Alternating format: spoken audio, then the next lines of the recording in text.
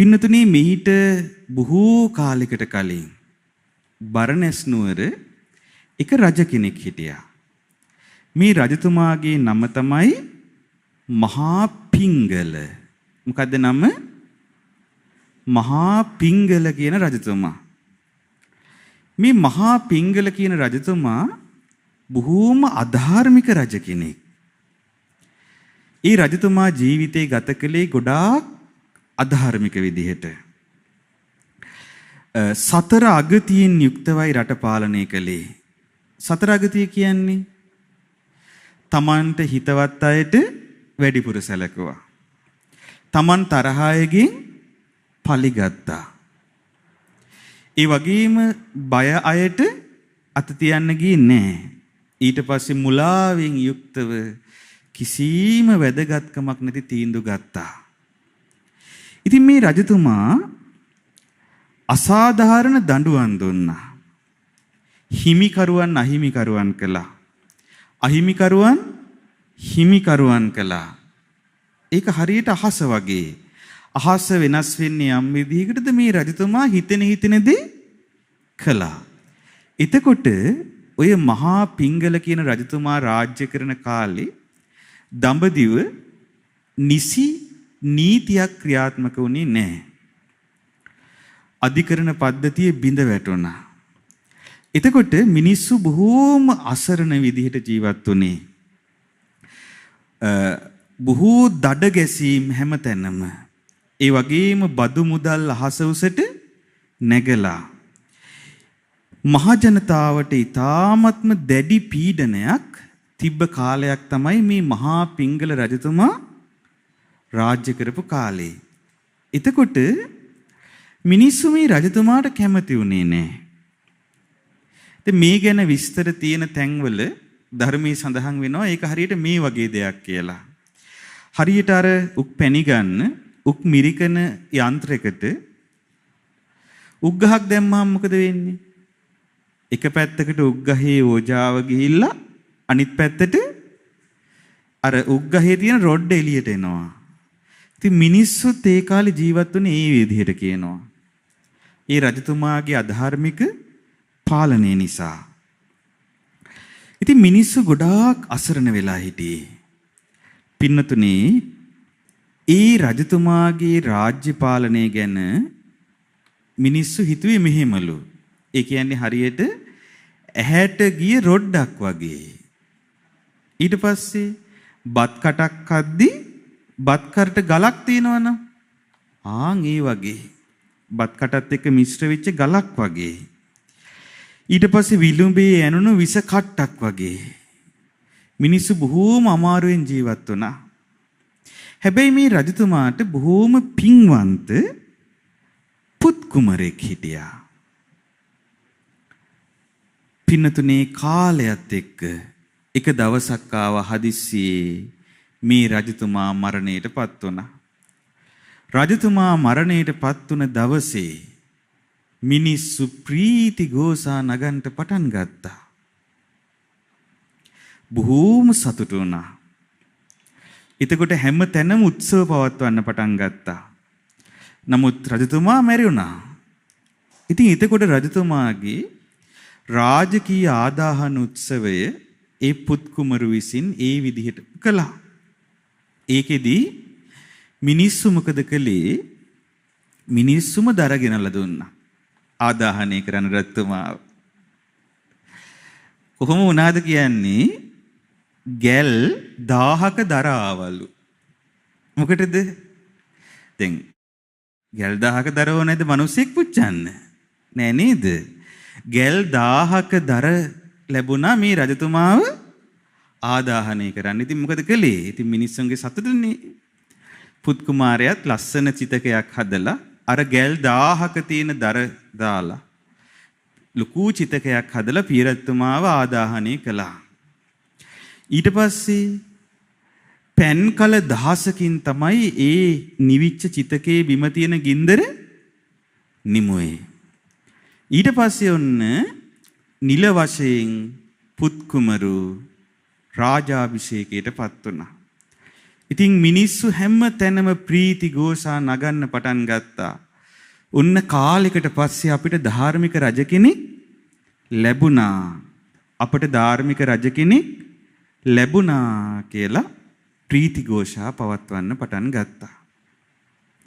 එතකොට ඔය විදිහට ප්‍රීති ഘോഷා පවත්වද්දී රජමැදුරෙත් ඒ විදිහටම උත්සව තිබුණා. දැන් පුතා පවා දැන් තාත්තා වුණාට නැති උනේ පුතා පවා මහා පීඩනයකින් හිටියේ. බිසෝවරු ඊට පස්සේ රජමැදුරේ අය ඔක්කොම මේ මැරිච්ච රජතුමා නිසා හිටියේ පීඩාවෙන්. ඉතින් හැමෝම සතුටු වුණා. ඉතින් රජමැදුරේ ලොකු උත්සවයක්. හැමෝම සතුටු වෙනවා. හැමෝම hina වෙනවා. දැන් අර අලුත් රජතුමා පුත් කුමරා ආසනේ ඉඳගෙන දැන් සිංහාසනේ ඉඳගෙන බලද්දි පුංචි වෙනසක් දැක්කා. හැමෝම සතුටු වෙද්දී එක්කෙනෙක් විතරක් වෙනස් විදිහට ඉන්නවා. කවුද? ඒ තමයි සිංහාසනයේට නගින්න ඒ සිංහාසන මණ්ඩපයට පිවිසෙන දොරටුව ළඟ ඉන්න දොරටු පාලකයා. මේ දොරටු පාලකයා බලාගත්තට බලාගෙන හයියෙන් හුස්ම ගන්නවා. කිසි සතුටක් හිතේ නෑ. බොහෝම දුකින් ඒත් එක්කම එකපාරටම පාලනය කරගන්න බැරුව ඉකික ගහ අඬන්න පටන් ගත්තා නිකන් බය වෙලා වගේ. ඉතින් එතකොට අර අලුත් රජතුමා අහනවා එම්බා දොරටුපාලය මේ හැමෝම සතුටු වෙද්දී නුඹ විතරක් දුක් වෙනවා. මේ නගරේ හැමෝම සතුටු වුණා පීරත්තුමා මරණයටපත් වුණාට පස්සේ. ඇයි ඔබ විතරක් දුක් වෙන්නේ? අපේ පීරත්තුමා ඔබට විශේෂයෙන් සැලකුවවද්ද? මොකක් හරි ඔබට අනිත් ඔක්කොටම නරක විදියට සලකද්දි ඔබට හොඳ විදියට සැලකුවද පීරත්තුමා කියලා පුදුමෙන් ඇහුවා. එතකොට අර දොරටු පාලකයා වැඳගෙන කියනවා අනේ ස්වාමීනි රජතුමා මරණයටපත් වුණා තමයි. ඉතින් රජතුමා මට විශේෂයෙන්ම සැලකුවේ නෑ. අනේ ස්වාමීනි මගේ මේ හිතට බයක් එනවා. මට මේ දෙයක් සිහි වෙලා බයක් එනවා. මම රජතුමා මැරුණට ශෝක කරනව නෙවෙයි මේ වෙන දෙයකට කිව්ව මම මේ අඬන්නේ. මගේ මේ හිතේ බයට කිව්වා. මොකද්ද කියලා ඇහුවා බය. එතකොට කියනවා මහ රජතුමනි මට බය තියෙන්නේ මේකයි. ඒ තමයි ඔය මැරිච්ච මහා පිංගල රජතුමා හැමදාම සිංහාසනයට නගින්න මේ දොරටුවෙන් එද්දී හරියට කම්හලේ යකඩ මිටෙන් අයින්නවා වගේ මට ටොකු 8ක් අයින්නවා කිව්වා. ඊට පස්සේ සිංහාසනේ ඉඳලා ආයෙත් රජ සභාවේ කටයුතු කරලා යද්දී ආයෙත් මට ටොකු 8ක් අයින්නවා කිව්වා. අනේ ස්වාමීනි මම පුදුම දුකක් වින්දේ.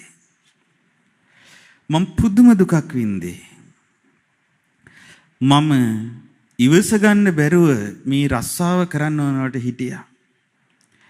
ස්වාමීනි මට එතකොට එහෙම කිව්වහම අර අලුත් රත්තුමා අහනවා ඉතින් එහෙනම් ඔබට ප්‍රශ්නයක් නෑනේ දැන් පීරත්තුමා මැරුණානේ. ඇයි ඔබ දැන් අඬන්නේ ඇයි? දැන් බය වෙන්නේ ඇයි? එතකොට කියනවා මහරජතුමනි මට බය තියෙන්නේ මේකයි. අපේ රජතුමා කරපු දේවල් වල හැටියට මේ වෙද්දී ඒකාන්තයෙන්ම ඉන්නේ කොහෙද? නිරයට ගිහින් ඇති. එහෙ ගිහිල්ලා මට ටොකු එනපු විදිහට යම රජතුමාටයි අනිත් නිරිපල්ලොන්ටයි ටොකු අයින්න පටන් ගත්තොත් එහෙම අනේ මේ මහා පිංගල රජතුමා ආපු කාලේ ඉඳලා අපිට ටොකු කන්න වෙනවා නේද කියලා ඔන්නෝකව ආපු තැනටම ගිහින් දමාපියව කියලා යම රජතුමා ආයෙත් රජතුමාව ගෙනල්ලා දායි කියන බය තමයි මට තියෙන්නේ කිව්වා. එතකොට ඒ වෙලාවේ පින්නතුනේ අර පුත් කුමාරයා කියනවා මේ මිත්‍ර දොරටුපාලේ බය වෙන්න එපා. ඔබට මතක නැද්ද? අර ගැල් 1000ක දරවලින් රත්තුමාගේ දෙහි පිච්චුවේ. ඊට පස්සේ කල 1000කින් ඒ ගින්දර නිමුවේ. ඒතර රජතුමාට අර කලින් විදිහට එන්න බෑ. දැන් මැරිලා දේහය ආදාහනය කරලත් ඉවරයි. ඒ නිසා බය වෙන්න එපා කියලා දුක නැති කරලා දැම්මා. මේ විස්තරේ තියෙන්නේ කොහෙද? මේක තමයි පින්නතුනේ මහා පිංගල ජාතකය. එදා ඔය ඇත්තටම වෙච්ච සිද්ධියක්. මහා පිංගල රජතුමා වුණේ දේවදත්ත. එතකොට අර පින්වන්ත පුත් කුමරා වුණේ අපගේ මහා බෝසතාණන් වහන්සේ. ඉතින් දැන් මේ කතාවෙන් මේ ජාතක කතාවෙන් අපිට තේරෙන දේ මොකක්ද? දැන් ඒ රජතුමා ජීවත් වෙලා තියෙන්නේ කවුරු වගේද? මරණයටපත් වූ කෙනෙක් වගේ නේද? තමන් වටේ ඉන්න කිසිම කෙනෙකුගේ ප්‍රසාදයක් දිනාගත්තේ නැහැ. එතකොට කිසිම කුසලයක පිහිටා සිටියේ නැහැ. ජීවත් වුණත් කවුරු වගේද? මරණයටපත් වූ කෙනෙක් වගේ.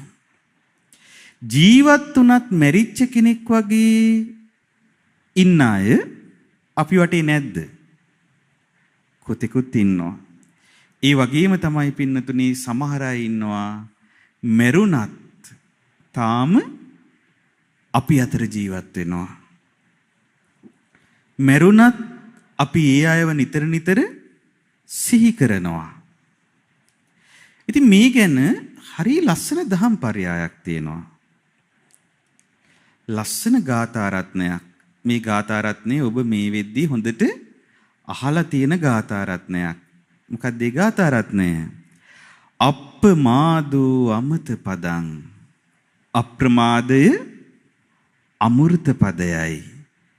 පමාදෝ මච්චුනෝ පදං. ප්‍රමාදය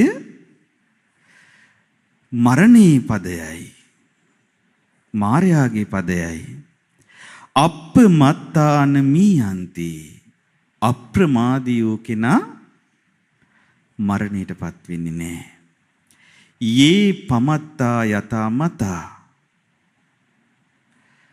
ප්‍රමාදයටපත් වුණ කෙනා යේ පමත්තා ප්‍රමාදයටපත් වූ දෙවිය ජීවත් වුණත් මරණයටපත් වූ අය වගේ කියලා අපගේ ශාස්ත්‍රඥ වහන්සේ බොහෝම ලස්සන ගාථා රත්නයක් වදාලා. එතකොට පින්නතුනේ මේ බුදුරජාණන් වහන්සේගේ ධර්මයේ තුල සියලු කුසල ධර්මයන් එක් වචනයක් තුල ගොනු කොට දක්වා වදාළසේක් නම් බුදුරජාණන් වහන්සේ වදාළේ එහෙම එකම එක වචනයක් තියෙනවා. මොකද්ද එකම එක වචනේ? අප්‍රමාදය. මොකක්ද? අප්‍රමාදය.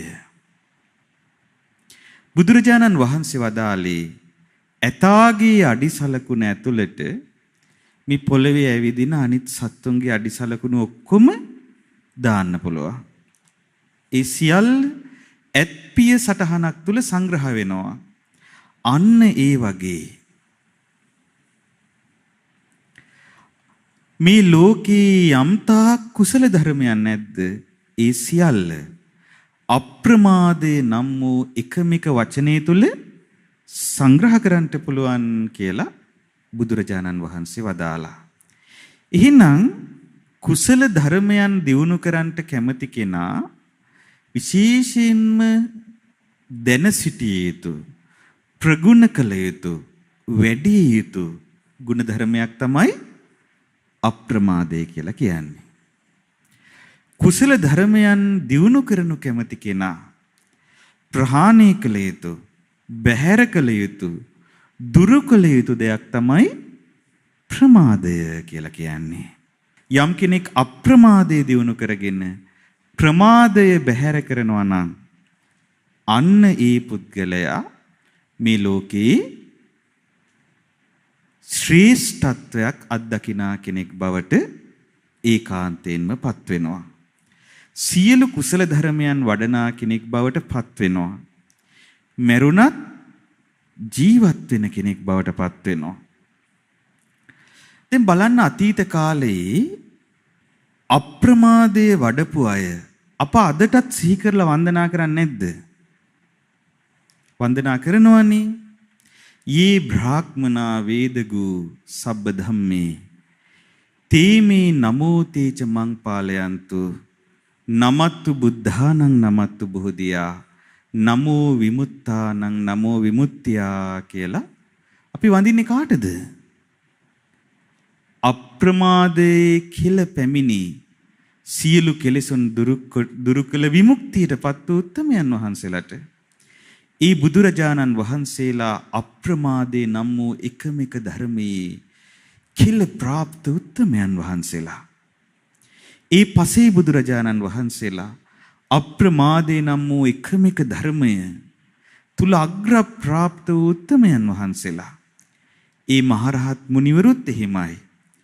එතකොට අතීතයේ යම්තාක් විමුක්තියටපත් වූ විමුක්තිය සාක්ෂාත් කළ පිරිස් සිටිනවා නම් ඒ උත්තමයන් වහන්සේලාට අපි වන්දනා කරනවා නම් පින්නතුනේ ඒ වඳින්නේ කාටද? අප්‍රමාදයේම ප්‍රගුණ කළ උතුමන්ට. ඒ උත්තමයන් වහන්සේලා පිරිනිවන් පෑවත් තාමත් ජීවත් වෙනවා වගේ. මේ සත්බුදු විහාරයේම ඉබඳු අප්‍රමාදී බව නම් වූ උතුම් ගුණාංගය ජීවිතය තුළ අග්‍ර ප්‍රාප්ත කරගත් උත්තමයන් වහන්සේලාගේ විහාර මන්දිරයක්.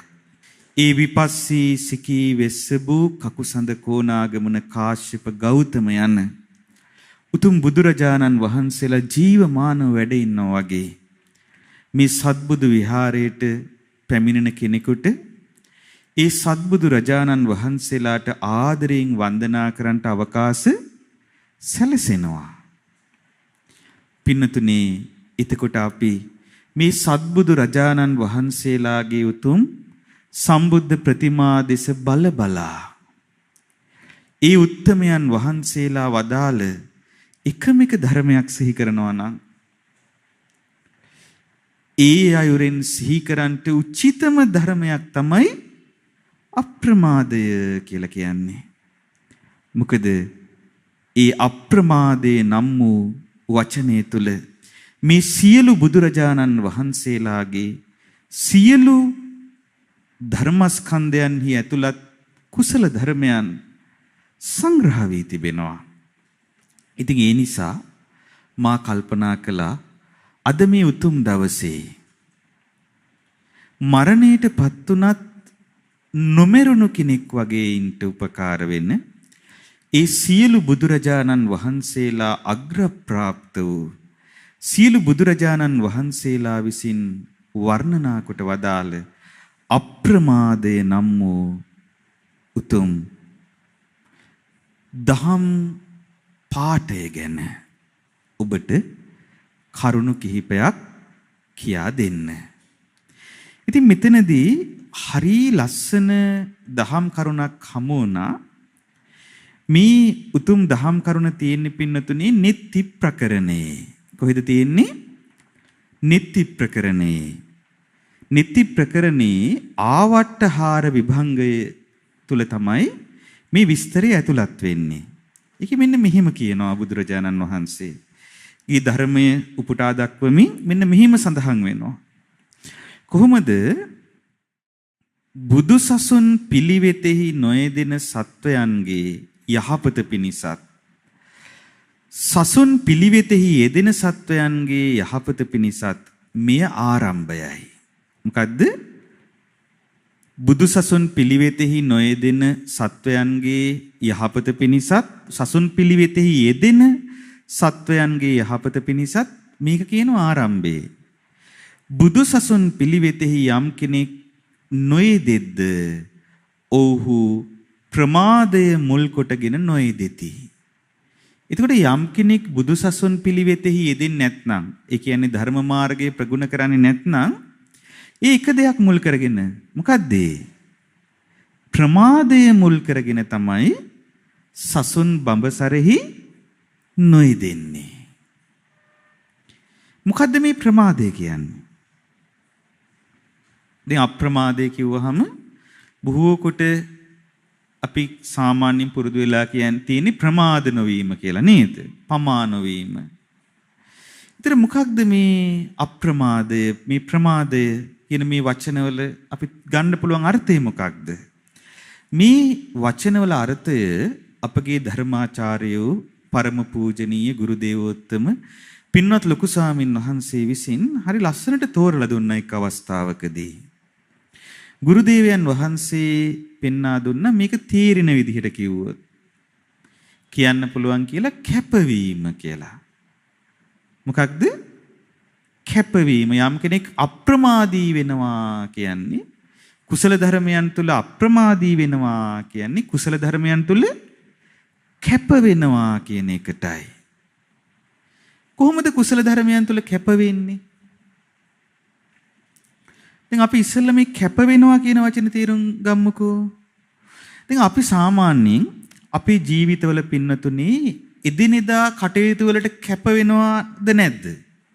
කැප වෙනවා කියන වචනේ අපි සාමාන්‍යයෙන් කතා කරන වචනයක්. දැන් ඔන්න ඉගෙන ගන්න වයසේ ළමයෙක් හිටියොත් ඒ දරුවා කියනවා මම විභාගෙට කැප වෙනවා. තවත් කෙනෙක් කියයි මම මගේ ව්‍යාපාර දියුණු කරගන්නට කැප වෙනවා. මොකක්ද දෙකින් අදහස් වෙන්නේ? දැන් අපි හිතමු ඔන්න උසස් පෙළ විභාගයට මුහුණ දෙන්න ඉන්න ළමයෙක් ඉන්නවා. මේ ළමයාට තව විභාගයට අපි හිතමු මාස කිහිපයයි තියෙන්නේ. ඉතින් මේ ළමයා කිව්වොත් මම මගේ විභාගේ ළඟ තියෙනවා මම මේ විභාගයට කැප වෙනවා කියලා කිව්වොත් මොකක්ද ඒකේ තේරුම? ඒකේ තේරුම තමයි ඒ දරුවා ඒ විභාගේ ඉලක්ක කරගෙන තමන්ගේ ජීවිතයේ යම් යම් දේවල් කැප කරනවා.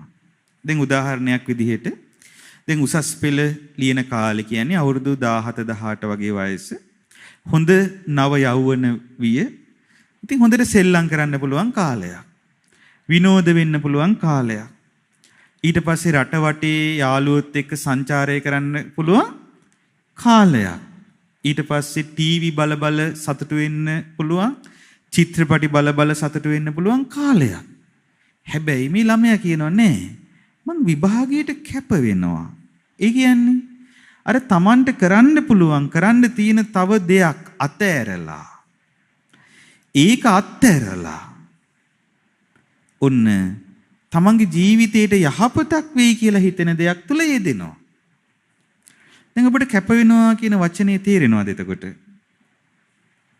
ඒ කියන්නේ අපි දැන් ධර්ම මාර්ගයේ දියුණු කරන්නට කැප වෙනවා වුණත් එතකොට අපිට අපි කැප කරන දේවල් තියෙනවා. හැබැයි යම් කැපකිරීමක් කරලා උතුම් දෙයක් උපදවා ගත්තොත් ඒ තුලින් ජීවිතේට වටිනා දෙයක් ලැබෙන්න පටන් ගන්නවා. එතකොට පින්නතුනේ ඒ විදිහටම අපේ ජීවිතයේ අපි කැප වෙලා කුසල ධර්මයන් දියුණු කරන්නට කැප වෙලා කටයුතු කරනවා නම් අන්න එතකොට අපි කියනවා ඒක නා අප්‍රමාදී කෙනෙක්.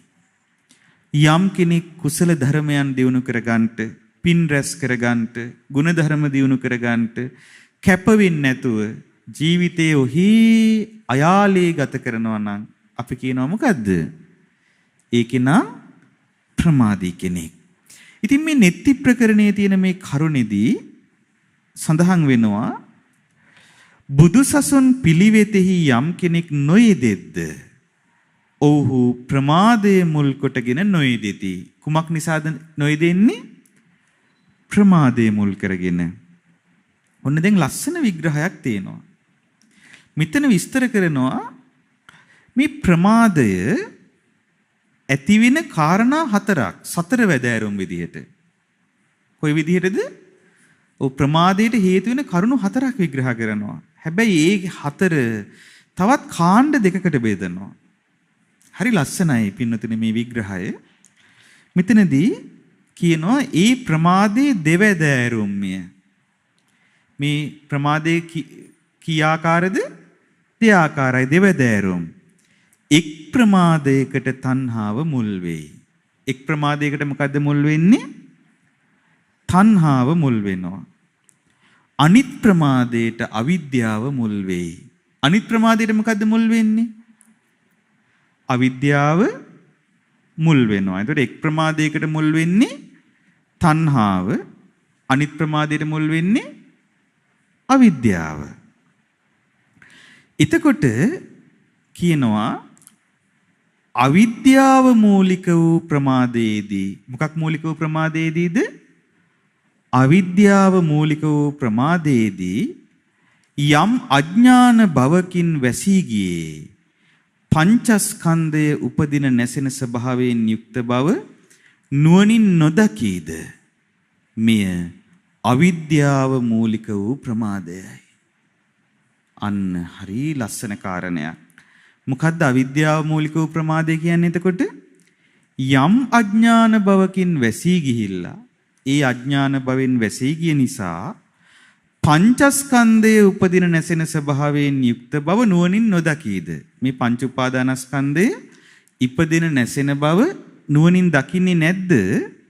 මේක තමයි අවිද්‍යාව මූලික වූ ප්‍රමාදය. මොකක් මූලික වූ ප්‍රමාදයේද? අවිද්‍යාව මූලික වූ ප්‍රමාදය කියලා කියන්නේ මේකට. එතකොට පින්නතුනේ බලන්න දැන් පංචස්කන්ධය මේ පංච උපාදානස්කන්ධය උපදින නැසෙන ස්වභාවයෙන් යුතු බව නුවණින් නොදැකීම කියන කාරණේ. දැන් අපි දන්නවා දැන් රූප උපාදානස්කන්ධය තියෙනවා. වේදනා උපාදානස්කන්ධය, සංඥා උපාදානස්කන්ධය, සංස්කාර උපාදානස්කන්ධය, විඥාන උපාදානස්කන්ධය. මේ පංච උපාදානස්කන්ධය තමයි බුදුරජාණන් වහන්සේ ජීවිතේ නම් වූ ලෝකයේ විදිහට වදාළේ. ඒතර අපේ ජීවිතය තුළ මේ පංච උපාදානස්කන්ධයක පැවැත්මක් තමයි තිබෙන්නේ. මේ පංච උපාදානස්කන්ධයේ ස්වභාවය මොකක්ද? හට ගන්නා ස්වභාවයත් වෙනසෙන ස්වභාවයත්. එතකොට යම් කෙනෙක් මේ පංච උපාදානස්කන්ධය හේතුන් නිසා හට ගන්නා බව දන්නේද? හේතු නිරුද්ධ වීමෙන් නිරුද්ධ වී යන බව දන්නේද? එතකොට ඒ කෙනා දන්නවා මේ ලෝකේ ස්ථිරයි කියලා ගන්න දෙයක් නැහැ. යම්තාක් හේතුන්ගෙන් හටගත්තාද ඒ සියල්ල හේතු නිරුද්ධ වීමෙන් නිරුද්ධ වෙලා යනවා කියන අවබෝධය ඒ කෙනාට ඇති වෙනවා. එතකොට ඒ කෙනාට සෝතාපන්න මාර්ග ඥානය පහළ වෙනවා. එතකොට ඒ කෙනා යංකින්චි සමුදය ධම්මං යමක් හේතුන් නිසා හට ගන්නවද සබ්බන්තං නිරෝධ ධම්මන්ති ඒ සියල්ල නිරුද්ධ වී යන ස්වභාවයෙන් යුක්තයි කියන දේ අවබෝධ කරනවා. මේ පංච උපාදානස්කන්ධී හට ගැනීමත් වෙනසීමත් නුවණින් විනිවිද දැක්කොත්. නමුත් බොහෝ දෙනෙක් මේ ජීවිතයේ සැකස්ම පංච උපාදානස්කන්ධයක සැකස්මක් විදිහට දකින්නේ නැහැ. ඒ වගේම ඒ පංච උපාදානස්කන්ධය හටගෙන වෙනසී යන ස්වභාවයෙන් නිත දෙයක් කියලා දකින්නේ නැහැ. ඒ නිසාම මේ ඉපදුණු සත්වයා මේ රූපය මම කියලා ග්‍රහණය කරගන්නවා. මගේ ආත්මය කියලා ග්‍රහණය කරගන්නවා. වේදනාව මම මගේ ආත්මය කියලා ග්‍රහණය කරගන්නවා. සංඥාව මම මගේ ආත්මය කියලා ග්‍රහණය කරගන්නවා. සංස්කාර මම මගේ ආත්මය කියලා ග්‍රහණය කරගන්නවා. විඥාණය මම මගේ ආත්මය කියලා ග්‍රහණය කරගන්නවා. එතකොට මේ ජීවිතේ නම් වූ ලෝකයේම ස්ථිර වූ පැවැත්මක් ඇති දෙයක් කියලා මුලාවටපත් වෙනවා.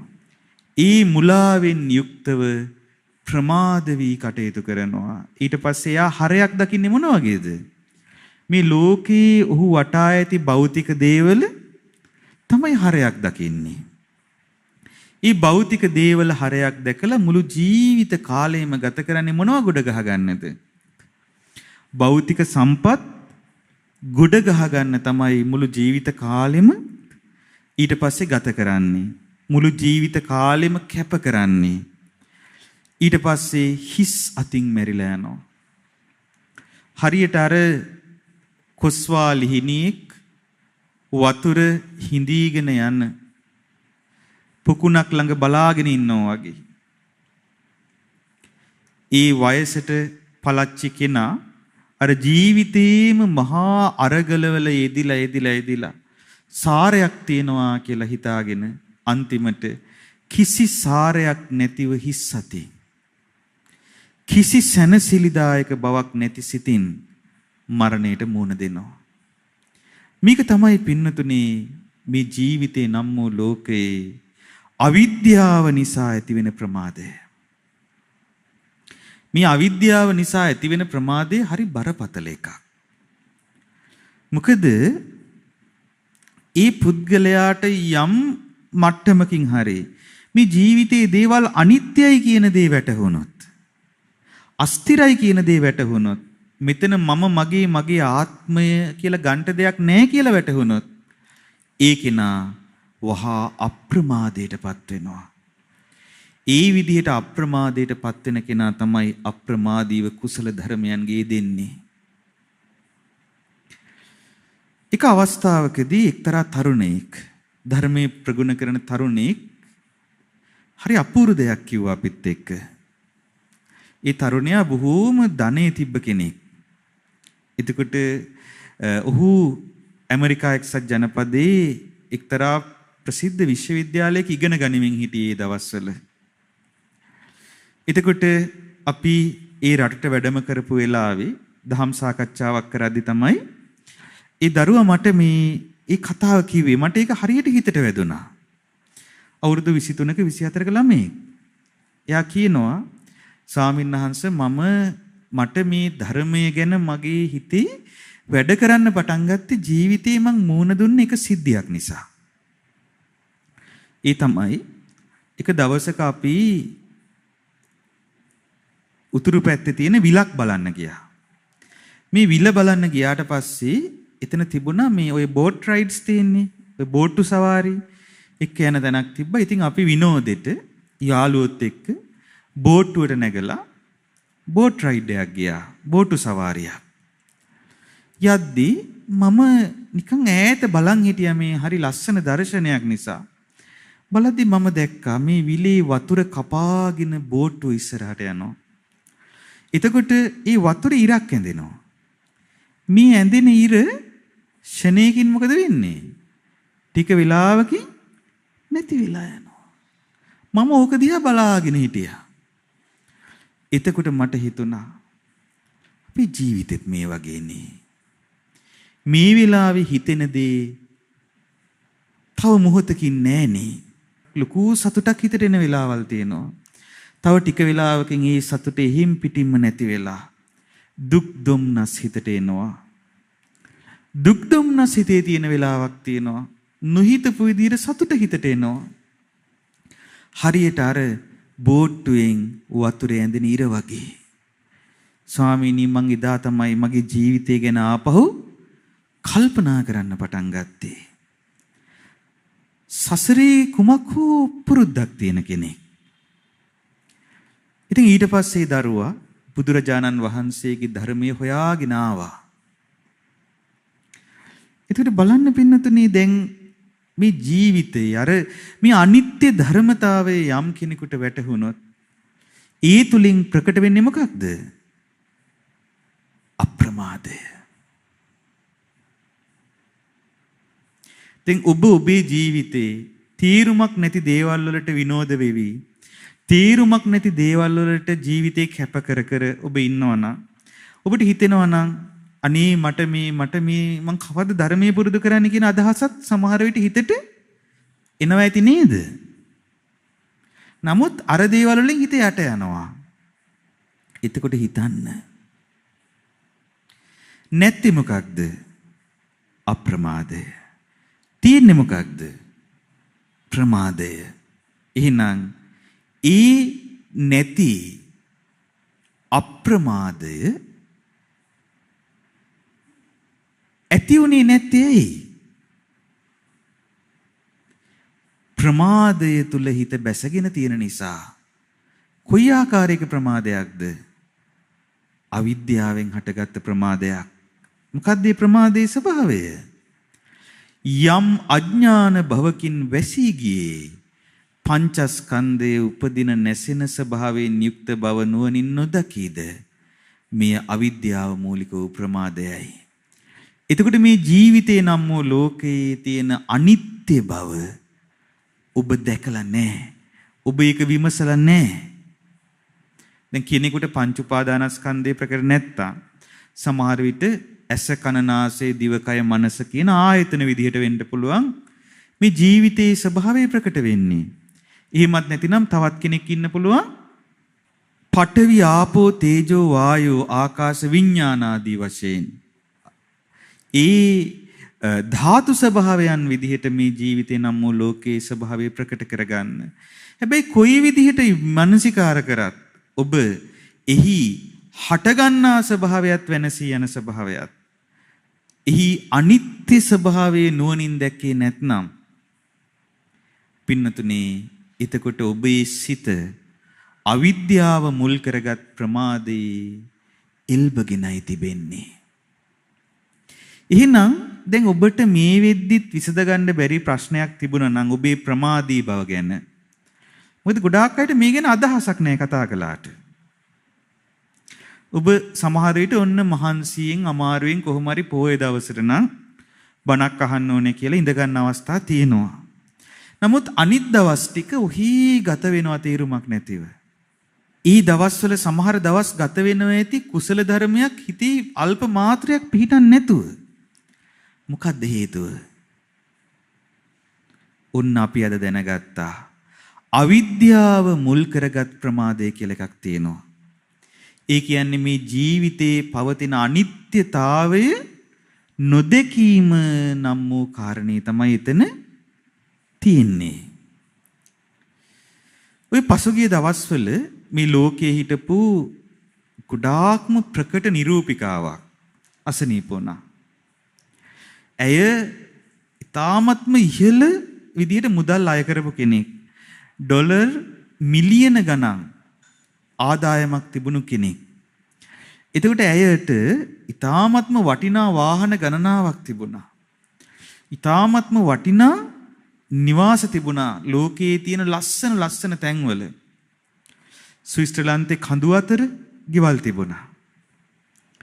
ඊට පස්සේ කැනඩාවේ විල් පේනමානේ ගෙවල් තිබුණා. ඇයට ඕනෑම වෙලාවක ගුවන් යානයක් කුලියට අරගෙන ඕනෑම තැනකට යන්න පුළුවන් විදිහේ වත්කමක් තිබුණා.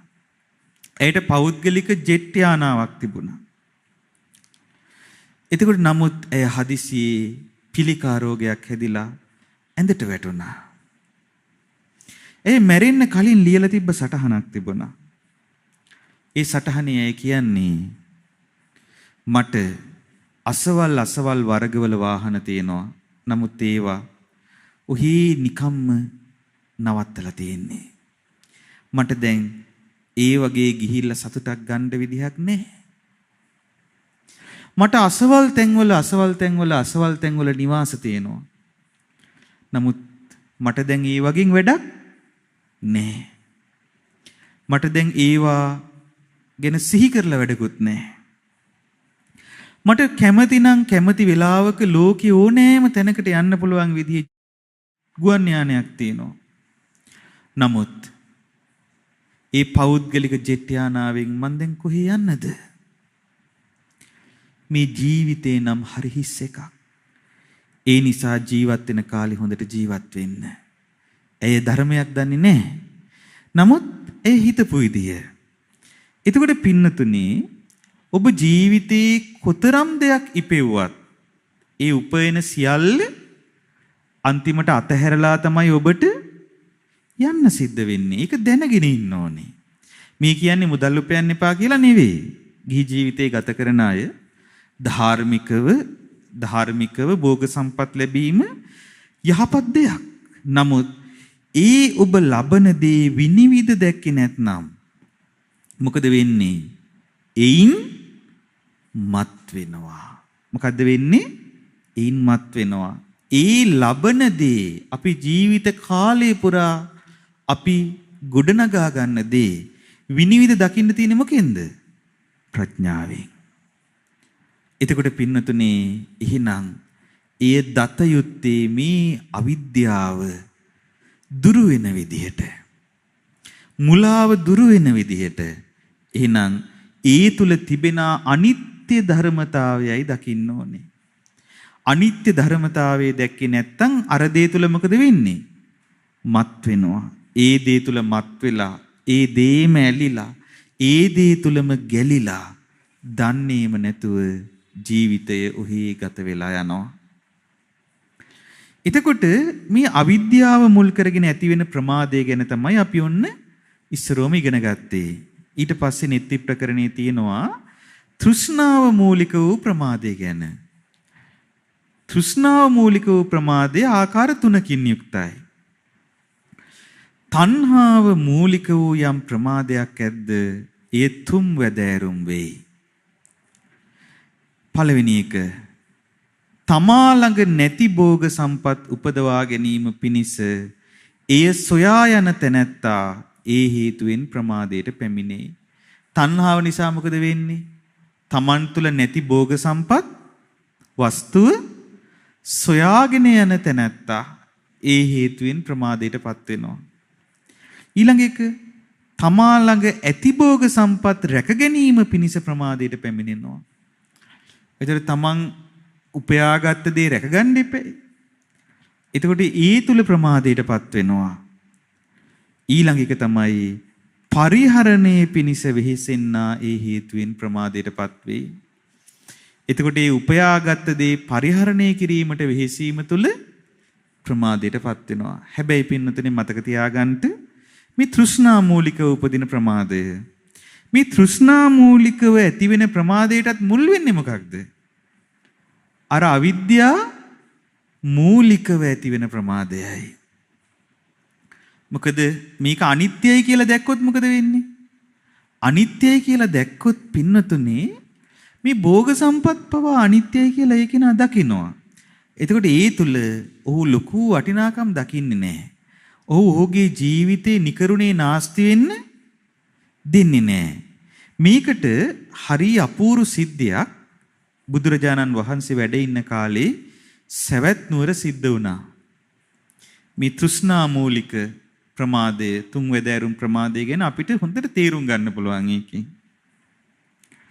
ඒ තමයි මේ සවැත් නුවර හිටියා පින්නතුනේ ආනන්ද කියලා සිටුවරයෙක්. කොහොම සිටුවරයෙක්ද? ආනන්ද කියලා සිටුවරයෙක් හිටියා.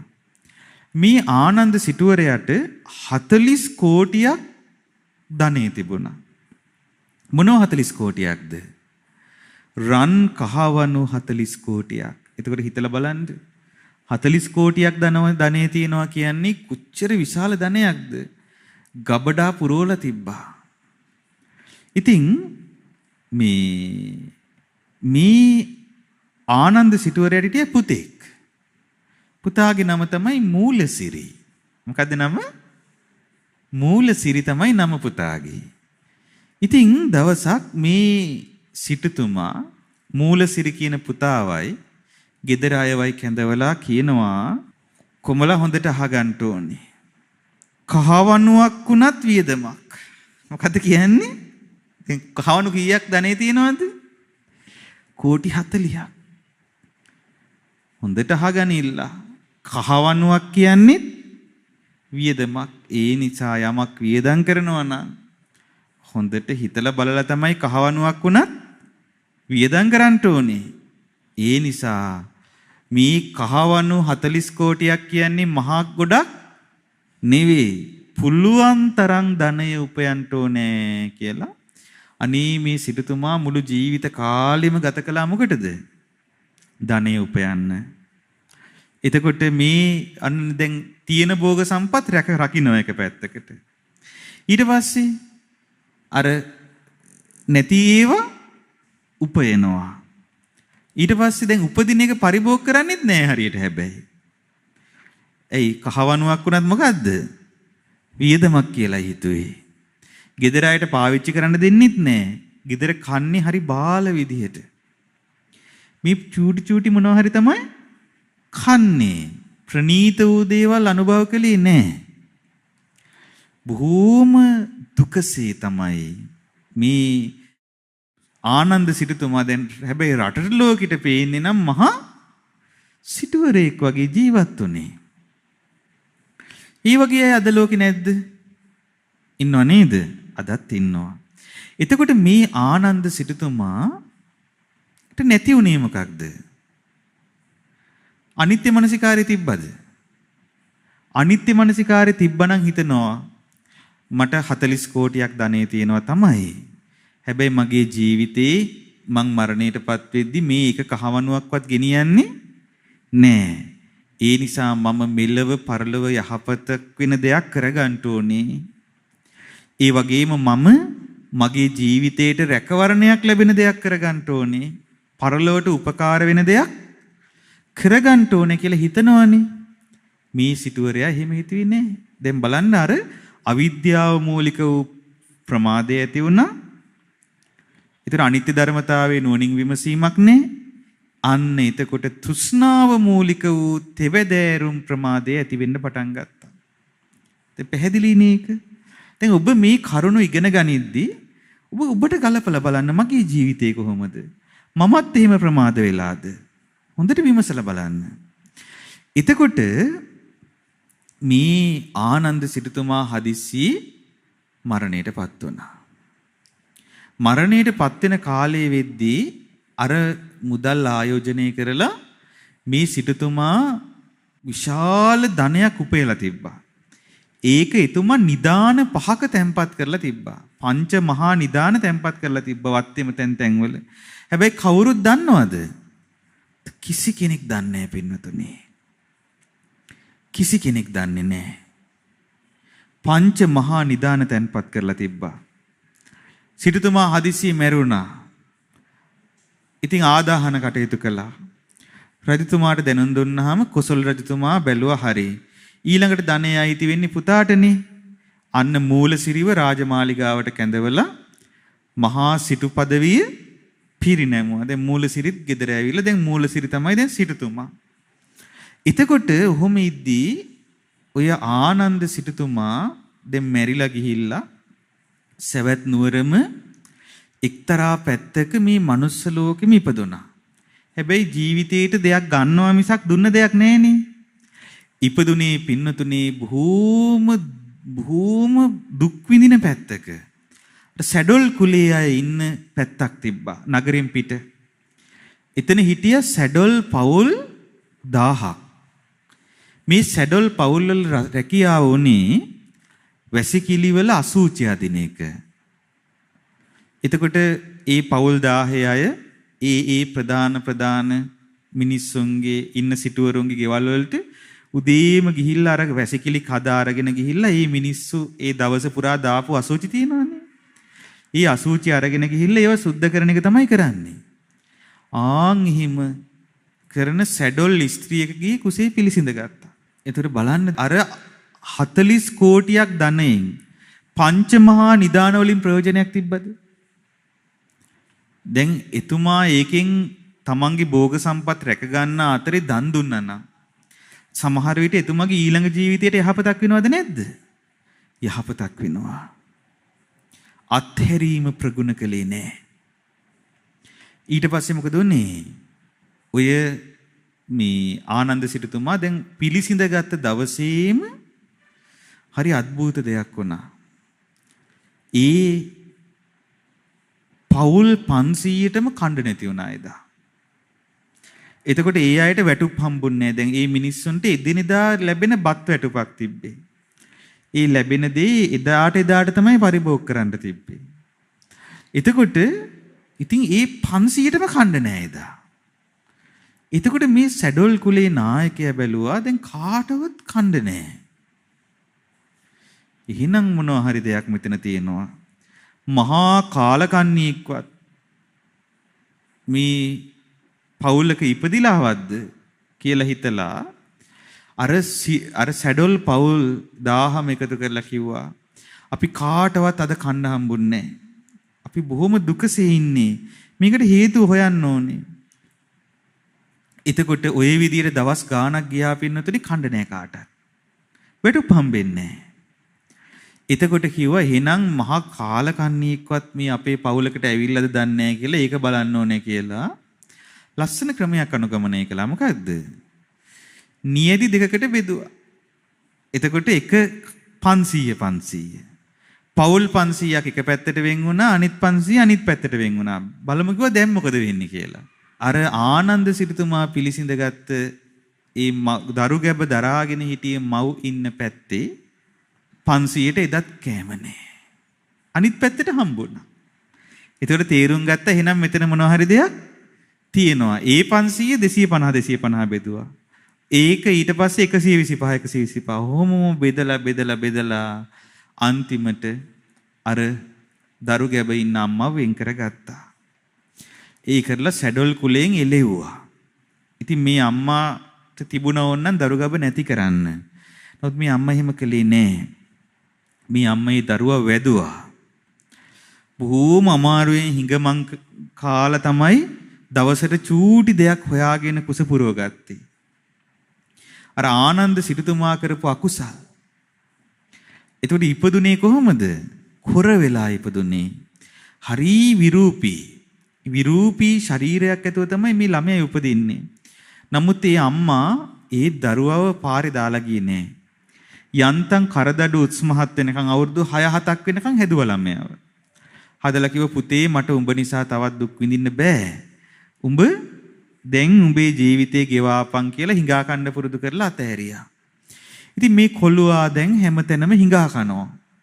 දැන් කලින් ජීවිතේ මහා සිටුවරයෙක්. දැන් බලන්න මේ ප්‍රමාද වෙලා වෙච්චදී. ඉතින් පින්නතුනේ මේ මහා සිටුතුමා දැන් අර කොර ළමයෙක් කියලා ඉපදිලා හිඟා කද්දී එක අවස්ථාවකදී දැක්ක නගරේ එක පැත්තකට එද්දී දැකලා පුරුදු පැත්තක්. ගෙදරක් දැක්කා. බොහෝම දැකලා පුරුදු ගෙදරක්. බලද්දි මහා සිටු මාලිගාවක්. කාගේ මාලිගාවද? ආනන්ද සිටුතුමාගේ මාලිගාව. ඊට පස්සේ මේ පොඩි ළමයා මාලිගාවට ඇතුළු වුණා. පුරුදු තැනනේ. මතක් වුණා මම හිටියේ මේ උඩ තට්ටුවේ රත්තරන් ඇඳේනේ මං නිදාගත්තේ. ඒ වෙලාවේ අර මුරකාරයෝ එතන හිටියේ නෑ. දැන් මේ කොර විරූපී ළමයා ඇතුළු වෙලා ගේ ඇතුළටම ගියා. යද්දි ගේ ඇතුලේ ආනන්ද සිටුතුමාගේ පුතා වුණ මූලසිරි සිටුතුමාගේ ළමයි සෙල්ලම් කරනවා. කියන්නේ මුණුබුරෝ දැම්මේ. සෙල්ලම් කරද්දී දැක්කා බොහෝම විරූපී කෙනෙක් ඇතුළට ඇවිල්ලා විරූපී ළමයි දැක්ක ගමන්ම අර ළමයි බය වුණා. බය වෙලා කෑ ගැහුවා තාත්තේ මෙන්න පිසාචෙක් ඇවිල්ලා කියලා කෑ ගැහුවා. අන්තිමට මොකද කරේ? හොඳටම ගහලා එළියට දැම්මා. බුදුරජාණන් වහන්සේ ඒ වෙලාවේ මහා කාරුණික වූ අපගේ ශාස්ත්‍රුන් වහන්සේ ඒ වෙලාවේ එතනින් වැඩම කරනවා. බුදුරජාණන් වහන්සේ දුටුවා පින්නතුනේ මේ විරූපී ළමයා පාරේ කුණු ගොඩක් අයිනේ අර ගේ ඉස්සරහ දාලා තියෙන හැටි. මුරකාරයන්ට කතා කරලා කිව්වා සිටුතුමාට එන්න කියන්න. මූලසිරි ආවා. ආවට පස්සේ කිව්වා සිටුතුමනි මේ ඉන්නේ කවුද කියලා දන්නවද? මේ ඉන්නේ ඔබේ පියා ආනන්ද සිටුතුමා. මෙයාට මෙහෙම අසරණ වෙන්න දෙන්න එපා. ඔහෙම වුණොත් මේ ළමයා මැරිලා යයි. ඒ නිසා බලා ගන්න කිව්වා මෙයාව. නමුත් මූලසිරි කැමති වුණේ නෑ මේ Tamanගේ පියා කියලා පිළිගන්න. ඒ වෙලාවේ භාග්‍යතුන් වහන්සේ අර පුංචි විරූපී ළමයාට කතා කරලා කියනවා දරුව නුඹ කලින් ජීවිතේ ආනන්ද සිටුතුමා වෙලා ඉඳිද්දී පංච මහා නිදානයක් තැන්පත් කළානේ. මේ ඔබේ පුතා ඇවිල්ලා ඉන්නවා. ඒ නිදානේ ගොඩ ගන්න කිව්වා. ඒ නිදානේ පෙන්වන්න කිව්වා. ඒ වෙලාවේ අවසිහියෙන් වගේ ගිහිල්ලා අර නිදාන තියෙන තැන් පහම පෙන්නවා. ඇත්තටම මේ නිදාන එතන හාරලා බලද්දී මහා නිදාන පහක්. අන්තිමට කාරණේ පැහැදිලි වුණා. ඒ වෙලාවේ තමයි බුදුරජාණන් වහන්සේ අප නිතර සිහි කළ යුතු ගාථා රත්නයක් වදාළේ. මොකක්ද ඒ ගාථා රත්නය? පුත්තා මත්ති ධනං මත්ති ඉති බාලෝ විහඤ්ඤති අත්තාහි අත්තනෝ නත්ති කුතෝ පුත්තෝ කුතෝ ධනං. පුත්තා මත්ති ධනං මත්ති, මට පුතාලා ඉන්නවා, මට ධනය තියෙනවා කියලා. ඉති බාලෝ විහඤ්ඤති, ඒ විදිහට මේ බාල වූ පුද්ගලයන් හිතනවා. ඉති බාලෝ විහඤ්ඤති, බාලයා ඒ විදිහට හිතන්නේ මට පුතු ඉන්නවා, මට ධනෙ තියෙනවා කියලා. අත්තාහි අත්තනෝ නත්ති, තමන්ට තමන්වත් නැති එකේ. කුතු පුත්තා, පුත්තු කොයින්ද? කුතෝ ධනං, ධනෙ කොයින්ද කියලා බුදුරජාණන් වහන්සේ වදාලා. දැන් බලන්න ආනන්ද සිටුතුමාට මට මේවා තියෙනවා අරවා තියෙනවා කිය ප්‍රමාද වෙවි හිටියා. හැබැයි ඒ ප්‍රමාදය තුල යහපතක් ලැබුණාද? අන්තිමට තමන්ට තමන්වත් නැති වුණා. මේක තමයි පින්නතුනේ ප්‍රමාදය කියන්නේ. ඉතින් එතකොට බලන්න, තමා ළඟ නැති භෝග සම්පත් උපදවා ගැනීම පිණිස ඒ සොයා යන තැනැත්තා ඒ හේතුවෙන් ප්‍රමාදයටපත් වෙනවා. තමා ළඟ නැති භෝග සම්පත් රැක ගැනීම පිණිස ප්‍රමාදයට පැමිණෙනවා. පරිහරණයේ පිණිස වෙහෙසෙන්නා ඒ හේතුවෙන් ප්‍රමාදයටපත් වෙනවා. මේක තමයි කියනවා තෘෂ්ණා මූලික වූ ප්‍රමාදයන් 3. ඊතර අවිද්‍යා මූලික වූ ප්‍රමාදය මොකක්ද? යම් අඥාන භවකින් වැහිලා ගිහිල්ලා පංචස්කන්ධයේ උපදින නැසෙන ස්වභාවයෙන් යුක්ත බව නුවණින් නොදකීද, මෙය අවිද්‍යාව මූලික කරගත් ප්‍රමාදය. ඊතර ප්‍රමාදයේ ඔක්කොම කීයක් තියෙනවද? 4 ආකාරයි. ලෝකේහි මේ 4 අයුරින් වූ ප්‍රමාදේ තිබේ. අවිද්‍යාවෙන් වන ප්‍රමාද 1කි. තණ්හාවෙන් වන ප්‍රමාද 3කි. එහි අවිද්‍යාවෙන් වන ප්‍රමාදයට ආසන්න කාරණය නාමකායයි. අන්න ලස්සන කාරණයක්. අවිද්‍යාවෙන් වන ප්‍රමාදයට ආසන්න කාරණය මොකක්ද? නාමකාය. තෘෂ්ණාවෙන් වෙන ප්‍රමාදයට ආසන්න කාරණේ රූපකාය. එහෙනම් තෘෂ්ණාවෙන් වෙන ප්‍රමාදයට ආසන්න කාරණේ මොකක්ද? රූපකාය. ඊට හේතුව කුමක්ද? සතර මහා ධාතුන්ගෙන් හටගත් දේ කෙරෙහි තෘෂ්ණාවෙන් බැසගෙන සිටින්නවුන්ට අරූපී ධර්මයන්ගෙන් හටගත් දේ වන නාමකාය කෙරෙහි මුලාව ඇති වේ. අන්න හරි ලස්සන කාරණයක් පින්නතුනේ. සතර මහා ධාතුන්ගෙන් හටගත් දේ කෙරෙහි, ඒ කියන්නේ මේ රූපකාය ගැන, සතර මහා ධාතුන්ගෙන් හටගත් දේ කෙරෙහි තෘෂ්ණාවෙන් බැඳී සිටින්නවුන්ට, තණ්හාවෙන් යම් කෙනෙක් බැඳිලා ඉන්නවා නම් එහෙම අයට අරූපී ධර්මයන්ගෙන් හටගත් දේ වන නාමකාය කෙරෙහි, අරූපී ධර්මයන්ගෙන් හටගත් දේ වන නාමකාය කෙරෙහි මුලාව ඇති වෙනවා කියනවා. මුලාව ඇති වෙනවා. ඉතින් අරූපී ධර්මයන්ගෙන් හටගත් දේ තමයි නාමකාය කියලා මෙතන හඳුන්වන්නේ. එතකොට හැබැයි ඒක ඇති වෙන්නේ අර සතර මහා ධාතුන්ගෙන් හටගත් දේට තෘෂ්ණාව තියෙන කෙනාටයි. එතකොට එහි රූපකාය යන රූපස්කන්ධයයි. රූපකාය කිව්වේ මොකද්ද? රූපස්කන්ධය. නාමකාය යනු වේදනා සංඥා සංස්කාර විඥාන යන ස්කන්ධ 4යි. එතන නාමකාය කිව්වේ වේදනා සංඥා සංස්කාර විඥාන කියන ස්කන්ධ 4. එතකොට එහෙනම් රූපකායට තෘෂ්ණාවෙන් යුක්තව ඉන්න කෙනා මොකේද මුලා වෙලා ඉන්නේ? නාමකායට මුලා වෙලා ඉන්නවා. ඒ කියන්නේ වේදනා සංඥා සංස්කාර විඥාන වලට මුලා වෙලා ඉන්නවා. එතකොට පංචස්කන්ධයටම මුලා වෙලා තමයි ඔහු වාසය කරන්නේ.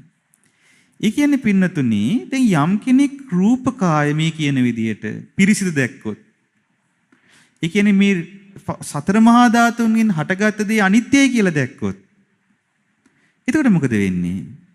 රූපකායට තියෙන තෘෂ්ණාව තුනී තුනී වෙනවා. එතකොට නාමකාය ගැන තියෙන මුලාවක් නැති වෙනවා කියනවා. ඒ කියන්නේ වේදනා සංඥා සංස්කාර විඥාන ගැන තියෙන මුලාවක් නැති වෙනවා කියනවා. දැන් මේ අපි ඕක පටිච්ච සමුප්පාදයට ගලපලා බැලුවොත් පින්නතුනි පටිච්ච සමුප්පාදය උතනින් තව ගැඹුරින් විස්තර වෙනවනේ. එතන නාමකාය විස්තර කරනවනේ අර ඒ කියන්නේ නාම රූපවල නාම රූප ගත්තොත් එහෙම එතන විඥානය ගැන කතාවක් නැහැ. මොකද නාම රූප පත්‍ය විඥානං කියලා වෙන විස්තර වෙනවනේ. එතකොට එතන නාම රූප ගත්තාම එතන නාම රූපවල අර රූපකායේ අදිවචන සම්පස්සයත් නාමකායේ පටිඝ සම්පස්සයත් කියලා දෙකක් තියෙනවනේ. එතකොට ඒ දෙක එකට එකක් සම්බන්ධ වෙලා තියෙන්නේ. දැන් රූපයක් ගත්තොත් ඒ රූපය අපි අඳුනාගන්නේ නාමයන් මුල් කරගෙන. නාමයක් ගත්තොත් නාමයට මුල් වෙලා තියෙන රූපයක්. එතකොට පින්නතුනි මේ දෙක අතර අන්‍යෝන්‍ය බැඳීමක් තියෙනවා. එතකොට යම් කෙනෙක් රූපකය කෙරෙහි තෘෂ්ණාවෙන් හිටියොත් රූපකය දැන් අපිට ප්‍රකට රූපකයනේ. ඉතින් මේ ප්‍රකට රූපකය කය ගැන තියෙන තෘෂ්ණාව එහෙනම් ඉස්සරෝම අපි මොකද කරන්න ඕනේ? බහැර වෙන විදිහට යෝනිසෝ මනසිකාරය යෙදුනොත්. ඒ කියන්නේ මේ භෞතික දේ ගැන තියෙන තෘෂ්ණාව අපි නැති වෙන විදිහට අපි මනසිකාරය යෙදුනොත් අන්න එතකොට මේ භෞතික දේට තියෙන ආසාව තුනී වෙද්දි අර රළු දේට තියෙන අවධානය නැති වෙලා සියුම් දේ විමසන්න පුළුවන් විදිහේ නුවණක් ඇති වෙනවා. ඒ නුවණින් නාමකාය ගැන තියෙන මුලාව ප්‍රහාණය කරගන්න පුළුවන්. ඒතර බලන්න මේ ප්‍රමාදයේ යෙදෙන හැටි හරිය ගැඹුරින් කරපු විග්‍රහයක් මේක. එතකොට ඊට පස්සේ සඳහන් කරනවා මේ පංචස්කන්ධයෝ කවර උපාදානයක් නිසාවෙන් උපාදාන සහිත වෙද්ද? තෘෂ්ණාව නිසාත් අවිද්‍යාව නිසාත් කියනවා. එතකොට මේ පංචස්කන්ධය උපාදාන සහිත වේදී දැන් අපේ ජීවිතය ගත්තාම අපිට පංචස්කන්ධයක් නෙවෙයිනේ තියෙන්නේ පංච උපාදානස්කන්ධයක් නේ. ඒ උපාදාන සහිත වෙන්නේ කුමක් නිසාද? තෘෂ්ණාවත් අවිද්‍යාවත් නිසා කියනවා. අර ඔක හරි ලස්සනයි. ඔය පින්නතුණී අර කන්ද සූත්‍රයේ ඔක හරි ලස්සනට විස්තර වෙනවා. මේ අවිද්‍යාවෙන් බැඳිච්ච තණ්හාවෙන් වැහුණ කෙනාට මේ රූප ස්කන්ධය ගැන යම්කිසි බැඳී යාමක් ඇද්ද? කෙලෙස් සහිතව අවිද්‍යාවෙන් යුත බැඳී යාමක් ඇද්ද? සාසවා උපාදානියන් කියලා කියන්නේ. ආශ්‍රව සහිතව මේ කෙලෙස් සහිතව මුලාවෙන් යුක්තව ඇතිවන යම් බැඳී යාමක් ඇද්ද? ඒක තමයි කියනවා රූප උපාදානස්කන්ධය. ඒත් බලන්න මේ එකට එකක් මේ සම්බන්ධ වෙන හැටි. එතකොට කියනවා මේ පංචස්කන්ධයෝ කවර උපාදානයක් නිසාවෙන් උපාදාන සහිත වෙද්ද? කවර උපාදානයක් නිසාවෙන්ද? තෘෂ්ණාව නිසාත් අවිද්‍යාව නිසාත්. එහි තෘෂ්ණාව උපාදාන දෙකකින් යුක්තයි කියනවා. මොනවද තෘෂ්ණාවේ තියෙන උපාදාන දෙක? කාම උපාදානයත් සීලබ්බත උපාදානයත්. ඉතින් කාම උපාදානයත් සීලබ්බත උපාදානයත් කියන දෙක අයිති වෙන්නේ මොන උපාදානයටද? තෘෂ්ණා උපාදානයට. දිට්ඨි උපාදානයත් අත්වාද උපාදානයත් යන උපාදාන දෙක අයිති වෙන්නේ අවිද්‍යාව උපාදානයට. ඒතර අවිද්‍යාව උපාදාන දෙකකින් යුක්තයි, බැඳී යෑම දෙකකින් යුක්තයි, ග්‍රහණය වීම දෙකකින් යුක්තයි. අවිද්‍යාව උපාදාන දෙකකින් යුක්තයි. දිට්ඨි උපාදානයත් අත්වාද උපාදානයත්ය. මේ සතර උපාදාන නිසාවෙන් උපාදාන සහිත වූ යම් රූප වේදනා සංඥා සංස්කාර විඥාන යන ස්කන්ධයෝ වෙද්ද දුක යනු මෙයයි. සංකිට්ඨේන පංච උපාදානස්කන්ධා දුක්ඛ. බලන්න මේ ගලපන හැටි මේ ලස්සන කියනවා මේ සතර උපාදානයෝ වෙද්ද දුක උපදවන හේතුව මෙයයි. අන්න දුක උපදවන හේතුව විදිහට විස්තර කරනවා මොකක් කියලාද එහෙනම්? සතර උපාදානයන්. එතකොට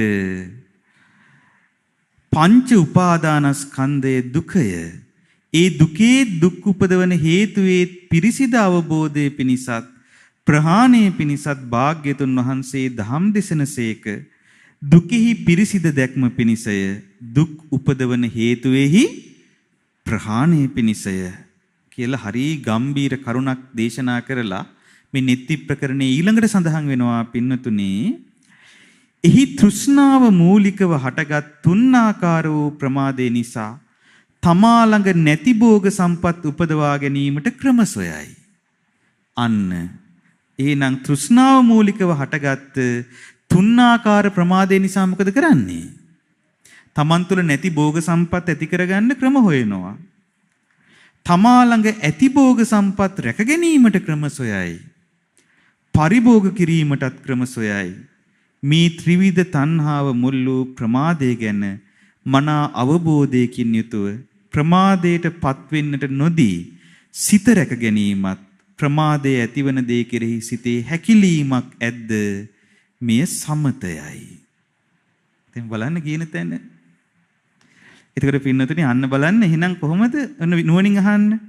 මේ ත්‍රිවිධ තෘෂ්ණාවට මුල් වූ ප්‍රමාදය ගැන මනා අවබෝධයකින් යුතුව. ඒතර ත්‍රිවිධ තෘෂ්ණාවට මුල් වූ ප්‍රමාදය ගැන මේ භෝග සම්පත් මුල් කරගෙන තියෙන මනා අවබෝධයක් ඇති කර ගන්නවා. ඊ අවබෝධය ඇති කරගෙන ප්‍රමාදයටපත් වෙන්න නොදී සිත රැක ගැනීම. රැකගෙන ප්‍රමාදයේ ඇතිවන දේ කෙරෙහි සිතේ යම් හැකිලීමක් ඇද්ද? ඒත් ප්‍රමාදයේ ඇති වෙන්නේ කාමයේ මුල් කරගෙනනේ.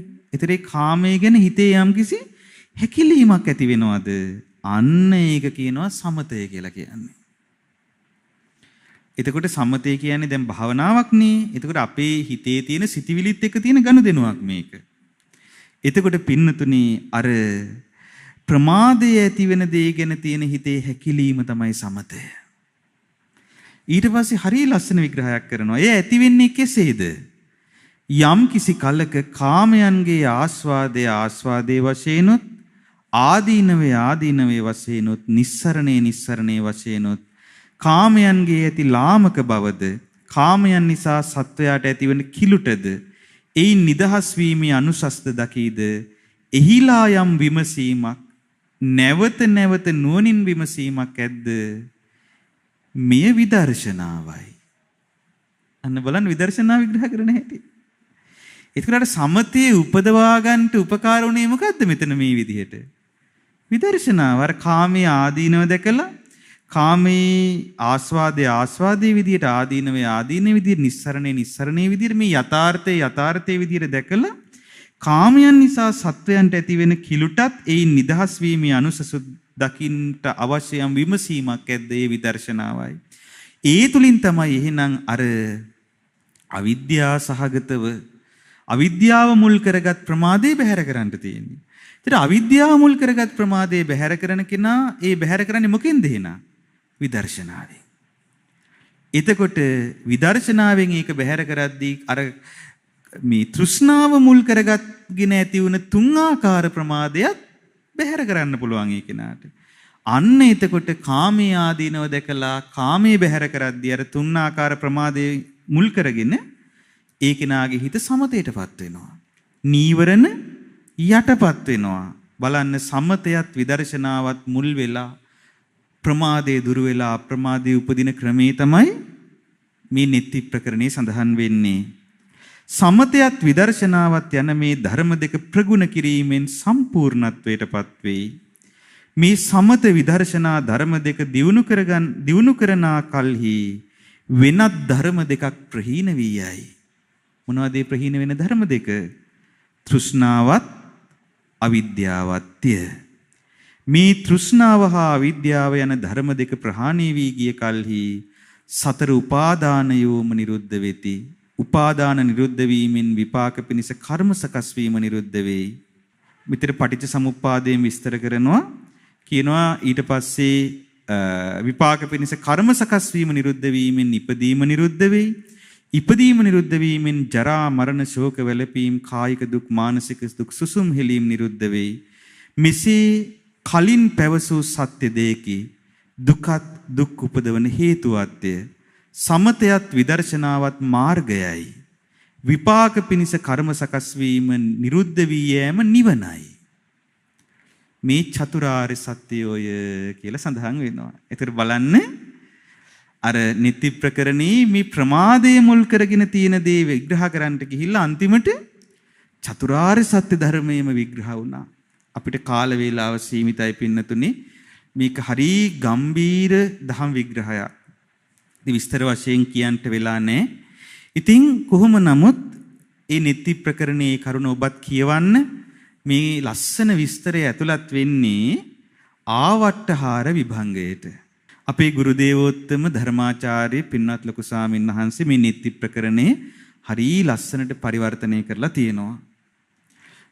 නුවණැතියන් සද්ධර්මයට පමුණවන ආශ්චර්යමත් ග්‍රන්ථ රත්නයේ වශයෙන් ඉතින් ඒ උතුම් ග්‍රන්ථ රත්නේ පරිශීලනය කරන්න. ඉතින් අපි අද මේ උතුම් ධම් දෙසමට මූලික කරගත්තේ කුමක්ද? ප්‍රමාදය සහ අප්‍රමාදය. අප්පමාදෝ අමත පදං අප්‍රමාදය අමෘත පදයයි. පමාදෝ මච්චුනෝ පදං ප්‍රමාදය මරණේ පදයයි මායාගේ පදයයි. අප්පමත්තාන මීයන්ති අප්‍රමාදී කෙනා මරණයටපත් වෙන කෙනෙක් නොවේ. ඔහු මැරුණත් ජීවත් වෙන කෙනෙක් වගේ. යේ පමත්තා යතාමතා නමුත් ප්‍රමාද වුණ කෙනා ජීවත් වුණත් මරණයටපත් වෙන කෙනෙක් වගේ. ඉතින් පින්නතුනි ඔබත් ඔබගේ ජීවිතය තුළ ඒ උතුම් අප්‍රමාදයම ඇති කරගන්නවා කියන අදිෂ්ඨානය ඇති කරගන්න. මේ උතුම් සත්බුදු විහාර මන්දිරයේ සිට අපගේ ගෞතම සම්මා සම්බුදුරජාණන් වහන්සේගේ පටන් විපස්සී බුදුරජාණන් වහන්සේ දක්වාම වන ඒ උතුම් සම්බුද්ධ ප්‍රතිමා වහන්සේලා තැන්පත් කොට තිබෙන මේ අප දෙනෙත් අභියස ජීවමානව වැඩ සිටින මේ උතුම් විහාරයේ සිට අප සියලු දෙනාම අදිෂ්ඨාන කරමු. ඒ සියලු බුදුරජාණන් වහන්සේලා අග්‍රප්‍රාප්ත වූ ඒ සියලු බුදුරජාණන් වහන්සේලාගේ වදාළ සියලු ධර්මස්කන්ධයන්ගේ ඇතුළත් සියලු කුසල ධර්මයන් කැටි වී තිබෙන ඒ උතුම් වූ අප්‍රමාදය අප සියලු දෙනාම අපගේ ජීවිතය තුළ ප්‍රගුණ කරමින් උතුම් චතුරාර්ය සත්‍ය ධර්මය අවබෝධ කරගෙන නොමියෙන පුද්ගලයන් බවට පත්වීමට අප සියලු දෙනාට වාසනාව ලැබේවා. සාදු සාදු සාදු.